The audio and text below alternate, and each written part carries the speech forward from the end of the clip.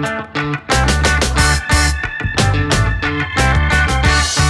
to be back with Louisiana vs. All Y'all's Recruit Dat Boot. Jarrett Roser here with Sam Spiegelman, and we're both fresh off of pretty high-profile 7-on-7 weekends where Sam was out in Dallas with OT7, including Flo out there representing Louisiana and some other notable LSU targets on hand at that OT7 tournament. I'm fresh off of Battle New Orleans down there in City Park in New Orleans, where Team Hero, fourth quarter mentality, F3 Team Juice, as well as some coastline representation. Grand Elite had a couple of Louisiana notables. And so a lot to talk about, certainly. And this is our first time getting a chance to get together since Mardi Gras. I was on our normal recording day in the middle of Mardi Gras 2 weeks ago. And then this past week, we both had kind of respective things going on. But Sam, man, it's good to get back to it. How you doing?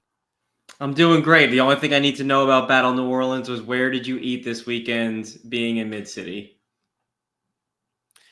I don't know if I ate anything down there because I made the trip back and forth to Baton Rouge this year, which I think was maybe first or second time I've ever done that. I usually do get a chance to stay around, but I think, man, I was pretty strictly in City Park and like bounced over to Tulane for a little bit to say hey to some of the coaches over there. But I don't know that I ate in New Orleans the entire weekend, just kind of in and out of town for it. I'm rolling my eyes at you, literally, and just back in the day, that was an excuse when you had Keith Fulton grilling burgers on the side at City Park. But it's been a minute since I saw Keith out there flipping burgers, so I'm just worried about you, man. You gotta stay healthy out there. You gotta eat. Well, the flip side is realistically where we're at in life, I need to eat less anyway. So this is Me as well. this was Me not as well, bad for sure. And I'm also fresh off of that Mardi Gras weekend where I ate too much of everything in the city for 6 days straight or whatever it was. So Fair enough. it happens. I'll be back down there shortly for sure, and maybe get a meal in there. The bummer really was missing you the weekend before for Under Armour, where we kind of talked about some of the food options that we could get into. And then I ended up sick on the heels of Mardi Gras, which was part of why we didn't chat last week. But we were, as usual, all over the map to start this thing. And so I'll start to kind of reel back towards 7-on-7. We may get to that Under Armour weekend toward the end of this, but not at the rate we're going. We're already 3 minutes in talking about food. Your trip, though, up to Dallas this weekend for 7-on-7 for OT7, start with Flo and then get from there to some of these you had a chance. Well, it was a long weekend for those guys. I mean, it just a tough go really from start to finish. Certainly some highlights along the way. I know Dylan Henry was excited to get that long pick six from around the goal line and put on, showing some of what he could do. We saw some moments from Malachi Ziegler and Hudson Fields making some throws here and there. Jabari Mack was in some spots. Jalen Ash, Easton Royal, some guys that had moments, but just a tough weekend overall. When you kind of put tie the bow on the weekend and your takeaways from what you saw of Flo, what would you say was the biggest bright spot or two in terms of what some of those guys were able to do out there, even though it was kind of a long weekend? Yeah, definitely not the weekend I think that the members of Flo had hoped for. But it's the first of 4 weeks of the OT7 season and beyond into the playoffs. So sometimes you gotta knock the dust off a little bit. I'll say this: I had been prepared coming into last week to fire up the Jabari Mack versus Kenny Darby, who is the wide receiver 1 in Louisiana for 2026. I think Jabari Mack, first of all, Kenny Darby scored a touchdown on like one of the game's first plays. So let's not forget about that. But Jabari Mack has a knack for like freakish highlight plays that, I think that some of the best receivers in Louisiana have been able to come up with over the years. Like in the 7-on-7 setting, you think about guys like Jamar Chase and Malik Neighbors who are just circus catch, contested catch, the ball is in the vicinity, they have a shot, they have that, for lack of better terms, they have that dog in them. And Jabari Mack has that dog in him. I think he would honestly be in the conversation as top 5 wide receiver in the country if he and when he can pull this all together. And the big theme for Flo and with the Destrehan offense for Jabari Mack is just the consistency, him getting his targets and then letting him work. But I left this weekend probably higher on Jabari than I have at any point. Maybe it's the back-to-back weeks I've seen him. He's up to 200 pounds. He's moving extremely well at 200 pounds. I love just every time he touches the ball or the ball is in the air, he has a chance to make a big play. He is consistently be able to get open on the outside. His dog factor when the ball is in the air, the contested catches, and also, like I said, like the high level catches. He's made it look pretty easy. I wish he was able to get more volume, and I think in time, whether it's at the high school level or when he arrives in college, that when he gets featured a little bit more, I don't think we'd be surprised if he finishes as the number 10 or 11 wide receiver. He could have been even higher, and that's something that's on my mind going into the rest of the offseason and into his senior season, because in these glimpses, he's been absolutely fantastic. And like I said, I came in here ready to speak last week about, Kenny Darby has been, after leading the state in receiving last year, committing to LSU, and then being one of the top performers at Under Armour Dallas a little bit earlier in the offseason. I think Jabari Mack is just kind of reminding everyone that he's still that dude. Kenny Darby is certainly a 4-star Rivals 250 ranked, top 100, 150, 200, whatever you look at in the rankings. But Jabari Mack, I think, just offers that just that little bit of an X factor that has him a tier or so above Kenny. And I was really impressed. And sticking with that wide receiver theme, we can talk about Under Armour in a minute because Jalen Ash certainly went off. This was the Easton Royal show for Flow this weekend. He was their most consistent receiver. We know what he does for Brother Martin and Coach Bonice out there. But he really just had a big showcase the entire weekend. I think he led them in catches and receptions, just so smooth, stretching the field with the ball in his hands, getting open and just creating separation consistently. He's a spark plug, and he's actually a little bit bigger than I had thought. Of course, he is just a sophomore in the second half of his sophomore year. So he has a chance to continue to build out his frame and then potentially get a little bit taller, but he's got verified speed. He's got verified ball skills. And he's a big play spark that I've been, after seeing Jalen Ash, I was really excited to see which other of these 2027 receivers would eventually step up and have their moments. So for Jalen to do it 2 weeks ago at Under Armour in New Orleans, and then Easton to follow through this weekend, I think it says a lot about what's coming on the horizon with these 2027s in Louisiana. If I remember correctly from last offseason and having to travel plan for some of these tournaments too, I think Easton is actually pretty young for that grade too. So his size right now and how thickly built of an athlete he is as a pretty young receiver already, in terms of his class and also being young within his class, is pretty impressive.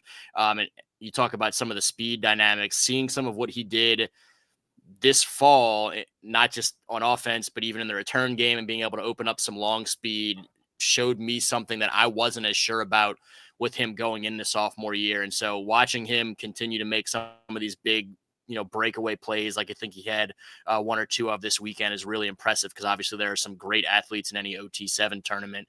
And you started with the older receivers there, and you started with a topic that I've been kind of going through in my head quite a bit, because I haven't had a chance to see Jabari since I think round 1 of the playoffs in November in person. And meanwhile, I've just liked Kenny more and more every time I get a chance to see him.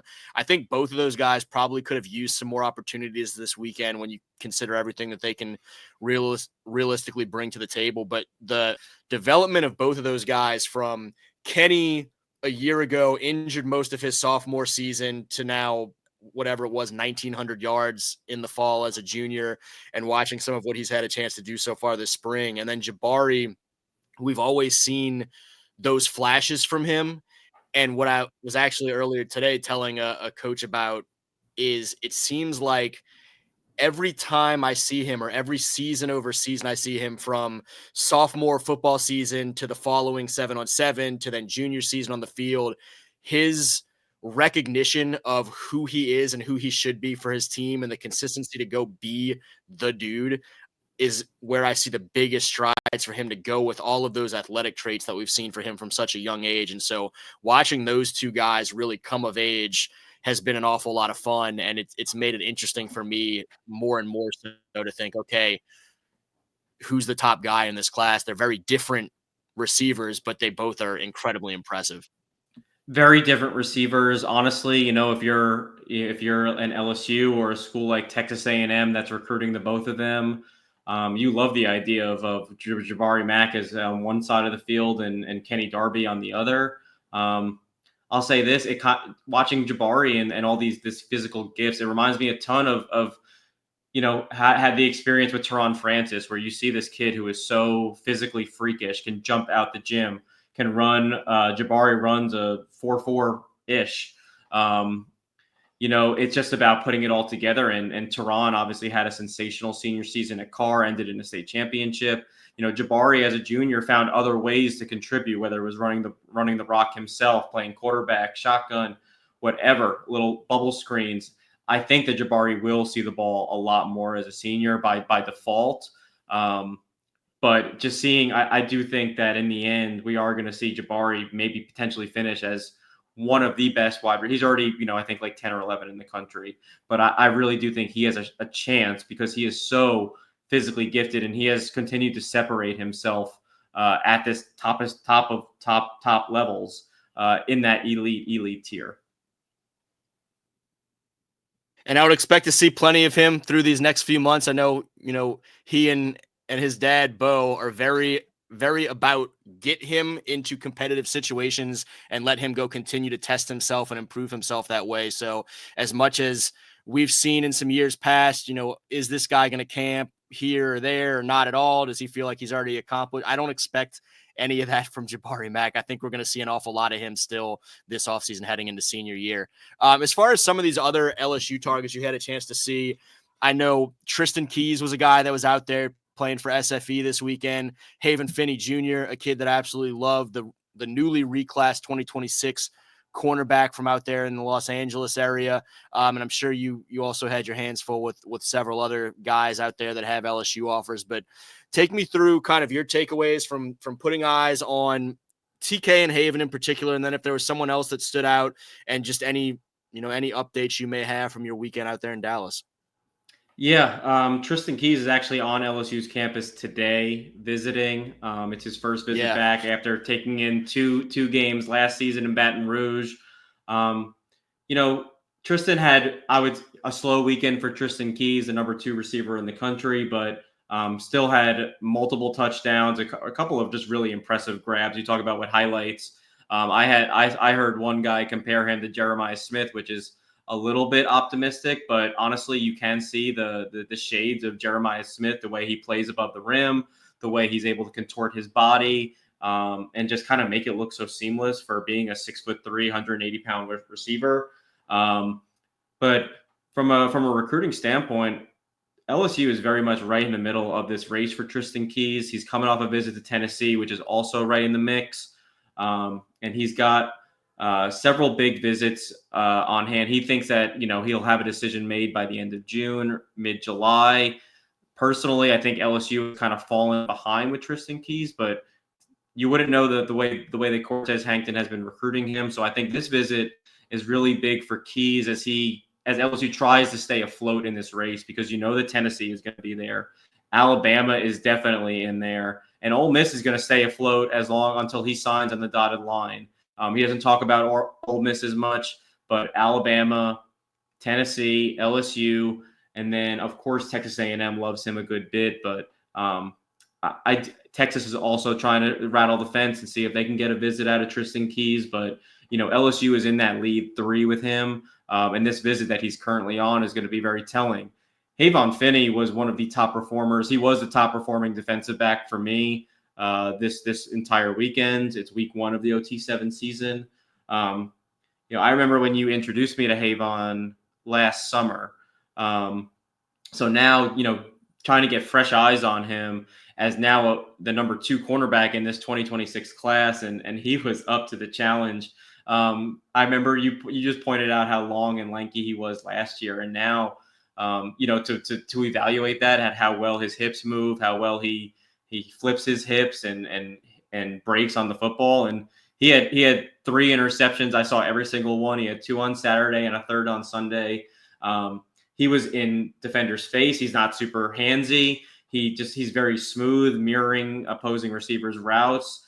True outside corner. And please, he said it himself, so I don't have to say it on the podcast, but this is what Corey Raymond looks for in DBs that are long, skinny, and speedy. And what I loved about him was he seemed to have a sense, an innate sense on what receivers are doing, which tells you that he watches tape and he understands the mechanics of route running, that he can mirror them and make his breaks on the ball. It's why he was so effective stepping in front of a couple of balls, and just truly an effortlessly elite performance from a true boundary corner. Him and Jordan Edmonds and Samari Matthews were my 3 favorite corners from the week.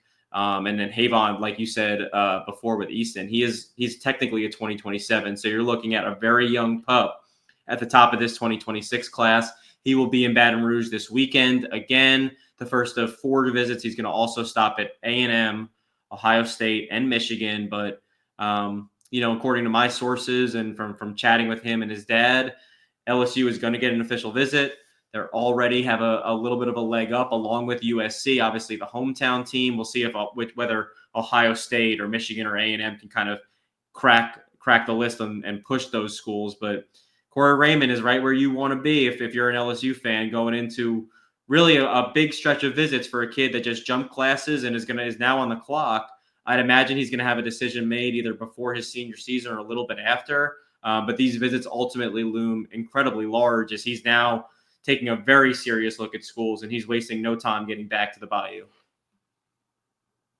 And they've been so well positioned with him really early on. Corey got back to Baton Rouge last winter, and Haven was an early offer there in terms of Corey's time back in BR. And within a matter of months, Haven and his dad had already made the trip out for LSU spring and had crawfish and all that stuff. And Haven's talking about how much he loves the relationship with Corey Raymond, how much he loves the Louisiana food and all these things. And this is at this point, a couple of months into his spring semester at that point, he was still a freshman before a reclass, and they've just kept with him. I wrote something about Haven a week or so ago, and some of the fans on the message board were saying they're not getting their hopes up. It's a kid in California. We'll see how things go. 2026 recruiting, NIL. But LSU is extremely squarely in the mix of things for this young cornerback out there from the West Coast. And he's so, what I replied back on the message board was, I'm not guaranteeing by any stretch that LSU's landing this kid, but I think they're very much in the mix until the end, and that there is so much love and appreciation from the full Finney family of what LSU brings to the table as a potential option for his future. Let me ask you this. Is there a better cuisine to bring out when recruiting than crawfish? Because listen, it may not be like anyone's like number 1 overall favorite. Maybe it is. And then that's absolutely perfectly fine. I'm personally a huge gumbo guy. Everyone loves jambalaya, but like when you can like eat crawfish and then you get like your first like potato and you get your first sauce, like, yeah. How do you say no to a school when, I know that Coach Summerall is doing this. He's having crawfish boils. That our boy Coach Cahey at McNeese is doing this. If Louisiana schools would increase their budget to get more poundage of crawfish for more boils during spring unofficials, do we think that they would yield more spring commitments? Because once you get the hang of it, that's also an incredible feeling. It took me several years to get the hang of it. I've learned and forgotten multiple times. Everyone's, you get so much work for just a little squirt of protein. It's more than just the protein, man. You got the potatoes, you got the sausage, you got the corn. Like, give me a break. It's the experience. So yeah, you see why Havon's hooked. I think you hit like a nail on the head there too. And also these are the reasons why folks come to Recruit That Boot, is because of the little behind the scenes stories from us on some of these recruiting processes. Haven left the crawfish boil and was telling me yes, all of the food that they had was great, but he was talking about how much he loved the mushrooms that he had while he was in Louisiana. And before I kind of connected the dots, his dad and I were trying to figure out what mushrooms is he talking about. And it was literally just mushrooms from the boil that he loved the spice of the mushroom. And he was not a guy that had ever liked mushrooms before, but the crawfish boil mushrooms really kind of changed his take on the entire food. But when you mentioned the experience of crawfish, I think when you look at selling points from a food standpoint on recruiting trips, I could see some people maybe not being gung ho initially about the idea of, okay, let me break this creature open and get the tail out of there and eat that or whatever. Like, I could see some folks from out of state maybe being a little bit turned off by some of the process, but the experience and the opportunity to enjoy that vibe and learn this and be around a table or whatever where you're learning this, and there's just the communication and community aspect of a crawfish boil that is unlike so many other food options, that I think you get not just the enjoyment of, okay, this is a delicious spicy food option here, but you get really more culture in that Right. process than you would with like any typical meal. And so that part's kind of cool. And I think that's part of what immediately hooks people from out of state into this is the full blown experience beyond just what they're getting a chance to eat. I couldn't agree more. I think that these Louisiana colleges need to be investing in boils. They need to be investing in the cookers, chefs to come in. I'm wondering who does the boiling at Tulane and LSU. I'm wondering how I can maybe get a job doing that. I'm actually thinking about getting a little crawfish cooker out here because I'm having so much FOMO with crawfish season as we speak. Maybe that's where Keith Fulton's at. Maybe Tulane hired him as their part-time crawfish boiler over there. And that's why we're not seeing him grill up the burgers over at Tad Gormley during 7-on-7. Not that he he's not he's busy out enough in following Christian around the country right now. he's out in KC getting his KC rub for his briskets this year. Down in New Orleans for Battle 7-on-7, I know at least one team, the Coastline Stars, had themselves a crawfish boil on Saturday night, and that was the team in terms of some Louisiana representation that made the deepest run in the Battle tournament.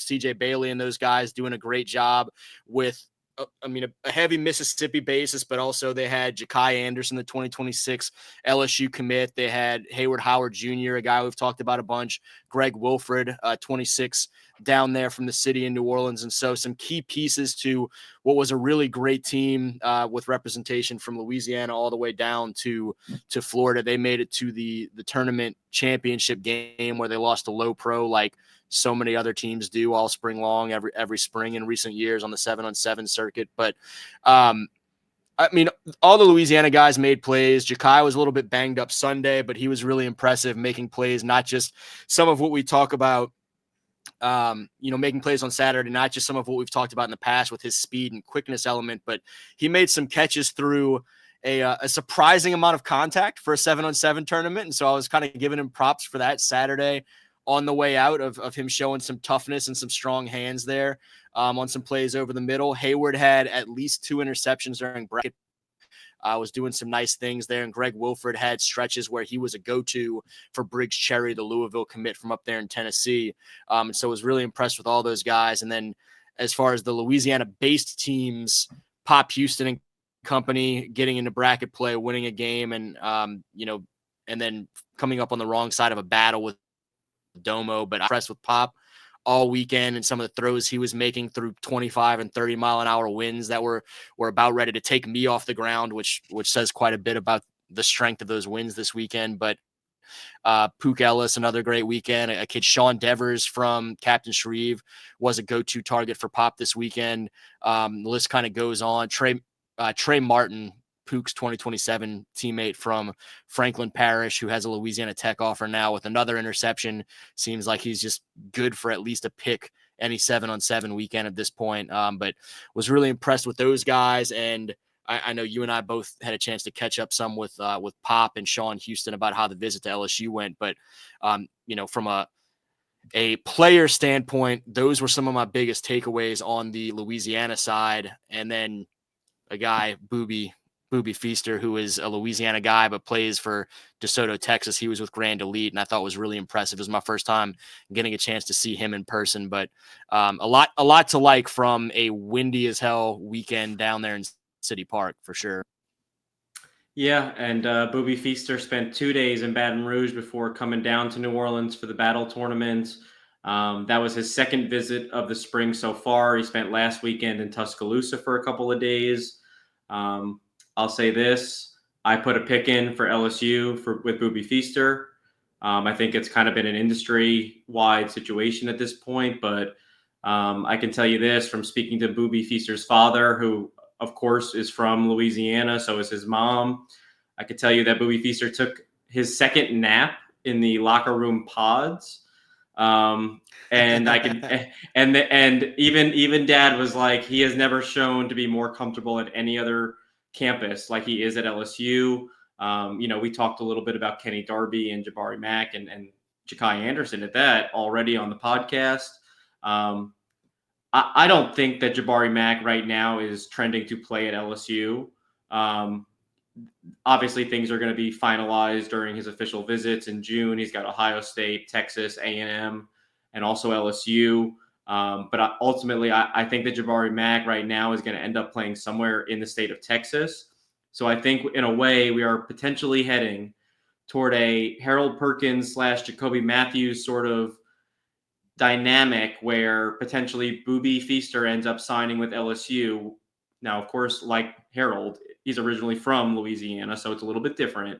But I could see Jabari Mack playing for either Texas or Texas A&M. And either way you look at it, whichever way these pieces fall, that's the kind of, if you're LSU with Darby and Ja'Kai committed, you need someone like a Jabari Mack or a Booby Feaster, who, in my opinion, is really a wide receiver one in this class, a guy that even when he's guarded is still going to be open and pick up key clutch catches for you. Whereas Kenny and Ja'Kai do different sort of things like stretching the field or working in the middle of the field or underneath or adding a special teams element. But I would say at this point, I think that's the way things are trending from a recruiting angle. Something to watch. So, and I'm glad we're bouncing into the talk of the receivers again and Booby, and we both have good stories of Dr. Lee Feaster from the weekend or from the past week, because you had the comfort level of Booby there taking the nap in the pod, and I'll tell you that Lee was out there this weekend in New Orleans with his LSU bucket hat on the Grand Elite sideline, which obviously a predominantly Texas-based team, and he had another dad or coach asking, hey, where's y'all's team from? And when he said Texas, and then immediately went in on Lee of, well, what you doing in that LSU bucket hat? I mean, if this is a Texas team, why are you in the LSU bucket hat? And Lee could not have been more excited to say, whoa, I'm from Louisiana. Like, we're home right now. I'm excited. It's go Tigers all day. And so I know LSU fans hearing that story recounted are really excited as well, to just continue to hear about that comfort level of the entire Feaster family with LSU. For you, when you look at Jabari, Booby, and TK, who to me feel like the three most prominent uncommitted targets right now for LSU at that position, how would you rank the likelihood of them ending up in purple and gold at the next level? It sounds like you're saying Booby is the one that you feel most confident probably ends up in Baton Rouge. Kind of take me from there. Yeah. Listen, I could definitely be wrong, and things could definitely change here, especially as spring and then official visits kick in. Of those three, I think LSU is going to sign one of them. I don't think it's going to be possible that they're going to be able to get three of them. Two certainly sounds feasible, but that's going to take a massive effort from Coach Kelly and Frank Wilson and Cortez Hankton and Joe Sloan, because Jabari, like Feaster, like Tristan, are all guys that want to see the field really early. So I just think it lessens the chances that these alpha wide receivers are going to all end up in the same class. Obviously, Texas was able to pull off a similar feat last year where they were able to sign multiple blue chip receivers, including a couple of 5 stars at the same time. But often that's not the case. there's a lot of scenarios where I could see them sign Ja'Kai and Kenny and Jabari, or Ja'Kai and Kenny and Booby, or even Ja'Kai and Kenny and Tristan. But I just can't really see LSU bring in all three of these basically wide receiver one targets. Tristan not only has the Tennessee and the Alabama factors to SEC powers that definitely have him at the top of the board, but he's still a kid from Mississippi, and Ole Miss is going to be pushing until the end. And that much like LSU with a guy like Jabari, doesn't want to see him leave the state. So I think that's just another factor that keeps Keys out of LSU's plans. Feaster, obviously, given his Louisiana ties, we've already heard that Texas is not at the top of the list with him. I think A&M and USC are more of the teams to watch. USC is far away. They've made him a priority. But like you just said, Lee Feaster is from Shreveport, and he loves his Tigers. He also loves DeSoto High School and loves how his life is working in the state of Texas. To me, if he doesn't end up at LSU, I could definitely see him at Texas A&M or potentially in Alabama. And Jabari, again, at multiple points of Jabari's recruitment, I have a pick in for him to land at LSU. I've felt that he would end up at LSU multiple times. This is a kid who grew up watching and rooting and being around Jamar Chase and Justin Jefferson, and like so many other Destrehan kids, aspires to be around LSU and loves the culture at LSU. It's a culture he grew up with.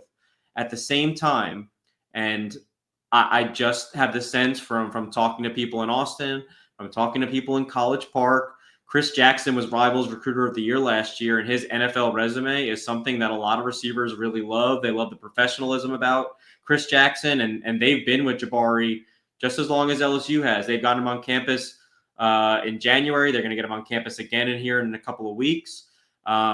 Texas isn't going anywhere, and even though Terry Joseph, a former Destrehan head coach, isn't on that staff, the groundwork has been laid. And the same goes for A&M. Hallman Wiggins from his time in Alabama, all of those great receivers that have turned out to be NFL stars under Hallman Wiggins' watch. A&M has things churning.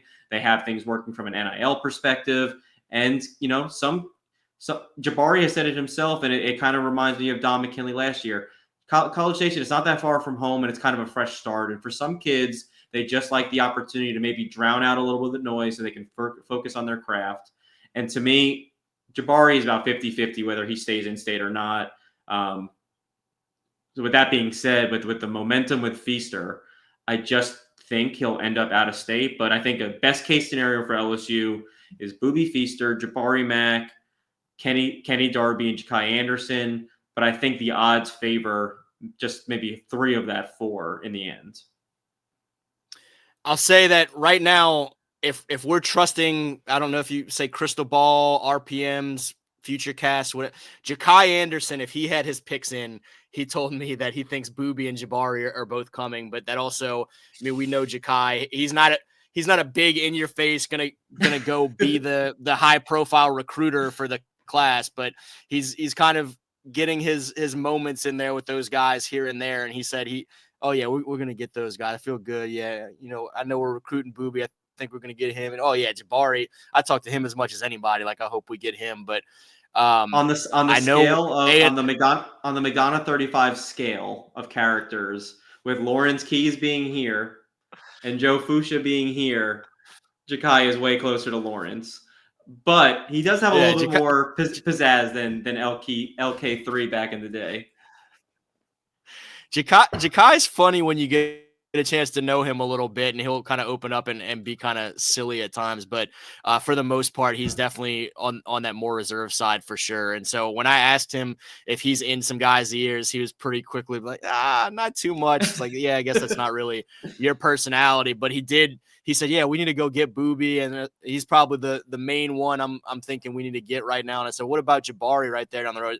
And it was almost like Jabari to him was a little bit of an afterthought in that question because he felt so confident that they were going to get Jabari anyway that he didn't even need to worry about it as much. But he said, oh yeah, anytime I see Jabari at camp or 7-on-7 or whatever, I make sure that he knows it's got to be purple and gold. But those that you mentioned in Texas and Ohio State, those are two that, as much as I felt like Jabari would probably end up at LSU in college. Those were two offers along the way, stops along the way for the Mack family travels that seemed like they were difference makers in his recruiting process. And so I wouldn't be real surprised to see him end up in Columbus if things continue to develop, along the lines of some of what we're talking about here.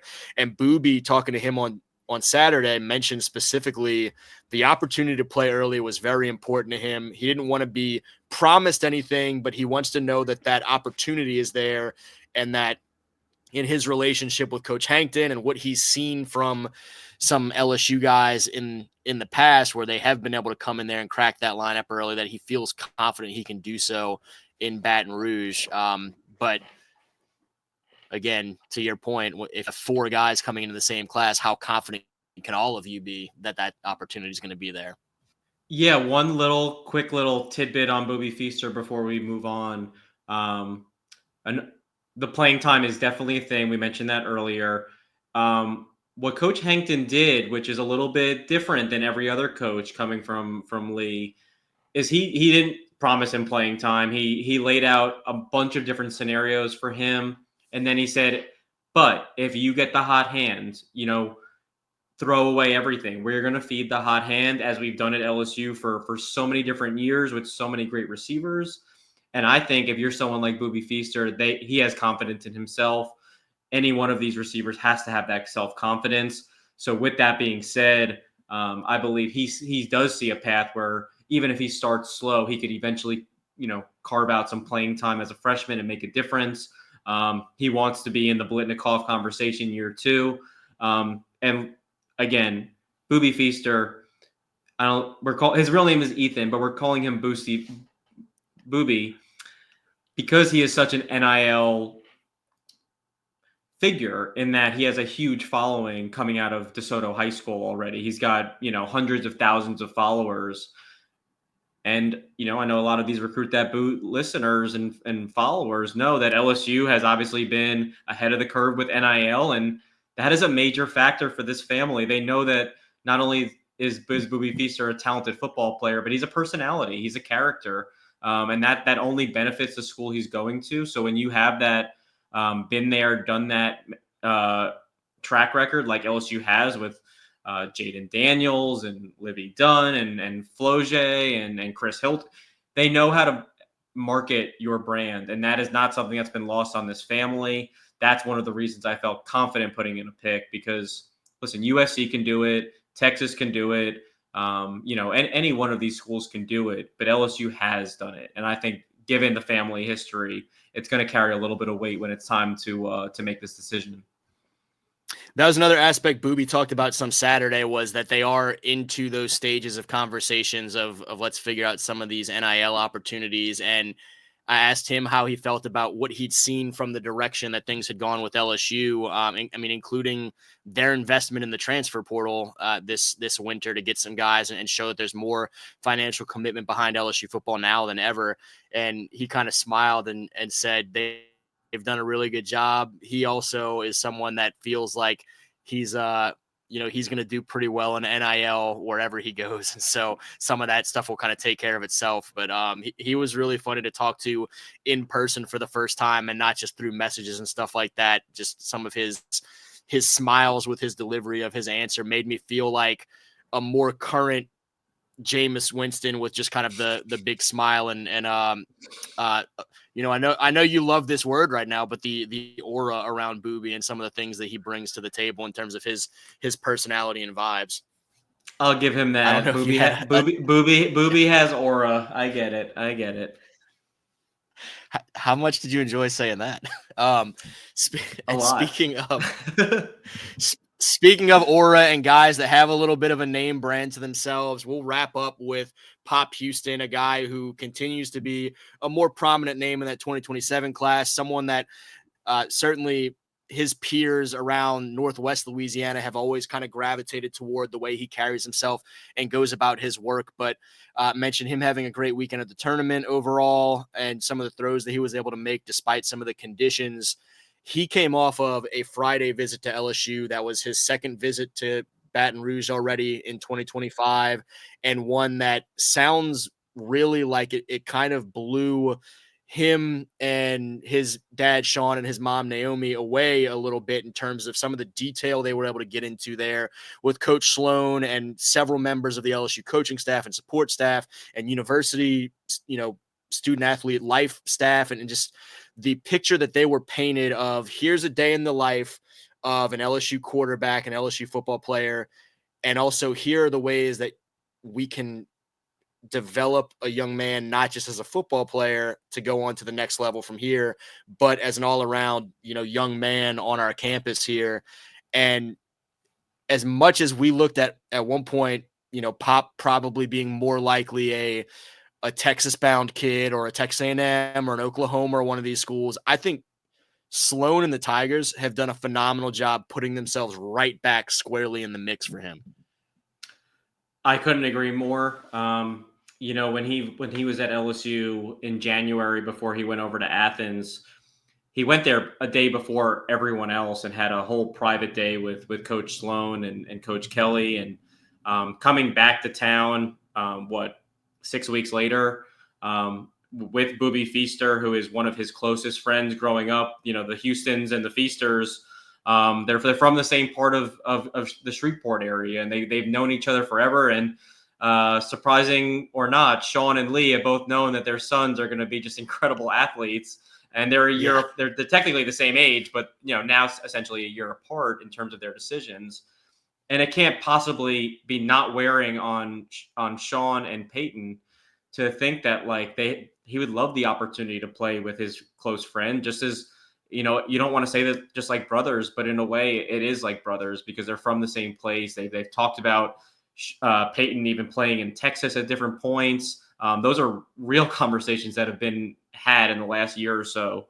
And I think the fact that Joe Sloan has had to play from behind in this one for reasons that we don't have time to get into on this podcast, but all Joe Sloan has attacked this and continued to show this family everything that they need to. If you think about what the Houstons are prioritizing in their recruitment, and then you think about coaches like Joe Sloan and Brian Kelly who prioritize team GPAs, and Joe obviously with what he did with Jaden Daniels and what he's doing with Garrett Nussmeier and the virtual reality and the attention to detail and kind of what you mentioned, the lifestyle that LSU puts. It's a competitive lifestyle. It's not like, oh, you get to come here and go in the lazy, lagoon for 3 hours and take your mind off things. It's work all day, every day, but it makes you feel like you are preparing to go play on Sundays. And because the games at LSU are that big, and the Houstons know that, the Feasters know that, I think that, yes, compared to, last June or last September, October, LSU is in a completely different spot. Are they leading the conversation? Maybe not, but they're right there. They're right there with Oklahoma. They're right there with Texas, and they're right there with Texas A&M. I think Georgia is pretty high up on this list as well. But if you're telling me that LSU is going to be in the mix until the end with Elijah Haven and Pop Houston, I think that Joe Sloan could be in a nice spot where eventually it'll be who wants to come first, because both those kids have been recruited very hard and equally as hard.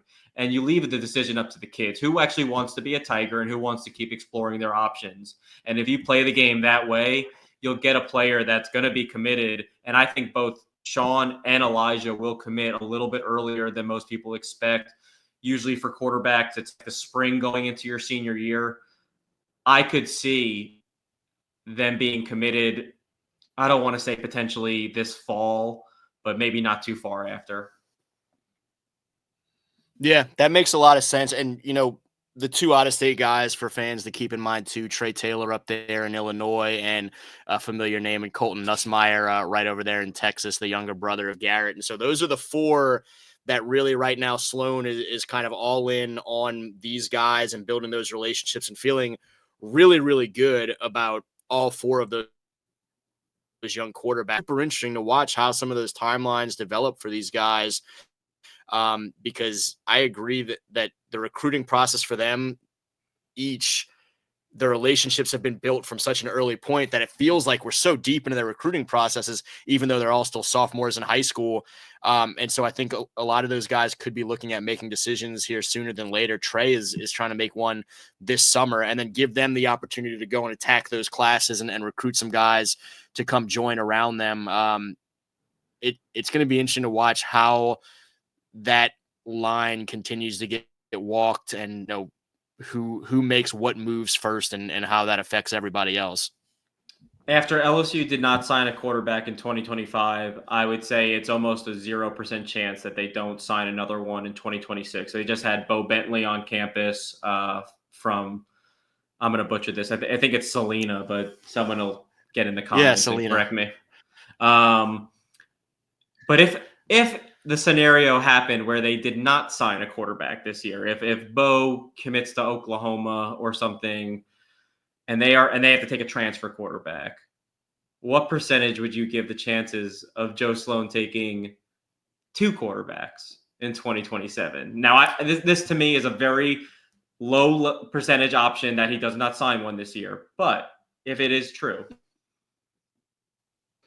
I think, look, if I'm Joe Sloan and 2 or 3 of these guys we're talking about right now want to come, by all means, come on down to Baton Rouge and be a part of this thing. Reclassify. I don't know how likely it is.